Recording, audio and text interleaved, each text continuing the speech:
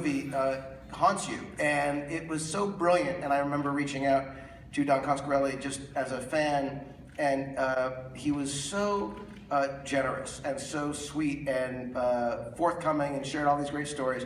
And when I was lucky enough, and I won't make this long because it's late, when I was lucky enough to direct this pilot for the show called Alias, I thought, well, there's this one part that could be really cool.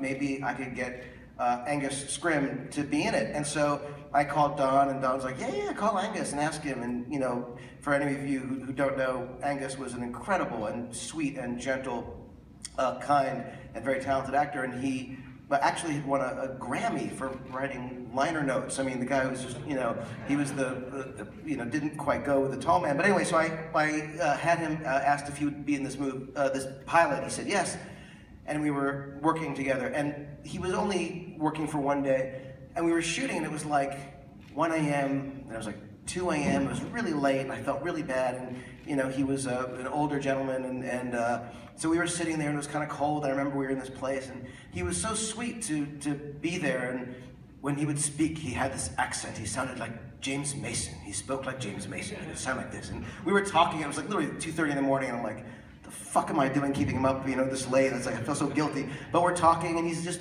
telling me stories about being in the theater and all this stuff. And I was like, Angus, where are you from? Because I was wondering where the accent. He's like, Kansas City. It's fantastic. It was all. He was an actor at a different time. I love this movie so much. I wish, of course, he were here tonight. I love this movie so much that when we were working on Star Wars and we had this amazing design that Michael Kaplan's people did for Captain Phasma in Star Wars Force Awakens, I called her Phasma because it reminded me of Phantasm because she was chrome, like the ball in this movie. Yeah. I just gotta say, I thank you guys and gals for being here and for supporting this restoration. We did it at Bad Robot. I want to thank everyone at Bad Robot Ben Rosenblatt, who oversaw this restoration. We did it all in-house, and it's the first and only restoration we've done because I love this movie so much, and talking to Don, we realized that it deserved it, and we're thrilled to be able to present it to you. And mostly, I want to introduce the warped and twisted but incredibly kind soul who conceived of this thing and has haunted all of our dreams since seeing it for the first time. So please give a warm welcome, ladies and gentlemen, to the director and writer, Mr. Don Coscarelli. Yeah!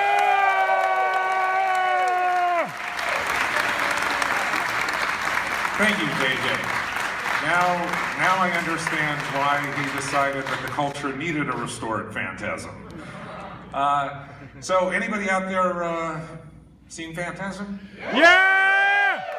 Anybody seen it twice? Yeah! 10 times? Yeah! 20? Yeah! Okay, that's good. Well, this is the first time you'll see it probably the way that we intended it to be.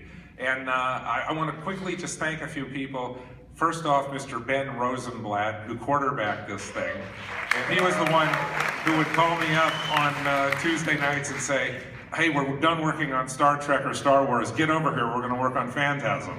So it was really wonderful. And also so nice to see JJ realize that tonight really is a tribute to Angus. You know, Angus was a towering figure in horror. And yet a very modest man. He refused, his wishes were that there would be no funeral, no memorial service, but Angus, tonight, this is your memorial service. So,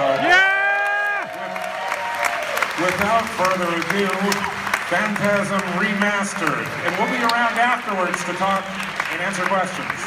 Thank you. Thank you.